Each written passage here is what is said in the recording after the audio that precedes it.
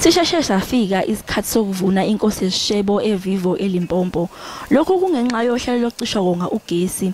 Lo mlimi waleli plaza usephoqeka ukuthi adilize izisebenzi njengoba sekumba eqolo ukulima. Loadshedding rekumana ngani balo ya retswenya mo. Njengoba inkinga kagesi iqhubeka kulelizwe, singabalimi siyaphoqeleka ukuba sibheke ezinye izindlela zokunakekela izitshalo zethu nokuzosilimaza ngasemalini. Izinselele umlimi abhekane nazo ziyinhlanganisela yokwenyuka kwamazinga okushisa kanye nokungakwazi ukunisela ngenxa yokucishwa kukagesi nokushiya izisebenzi zakhe zimanqika ngekusasa lazo eplazini. Inhlangano yamazambane iPotatoes South Africa ithi loadshedding ibe nomthelela omubi esitshalweni. Reduction in the consumer prices will be the most immediate effect.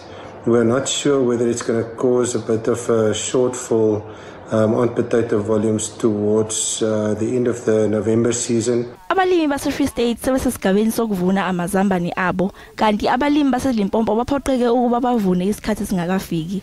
Ukufika kwamazambane amaningi ezitolo kuzophoqa ukuthi inani lamazambane lehle, kodwa ke lokho kungase kuba nomthelela ongemuhle kubathengi esikhathini esizayo.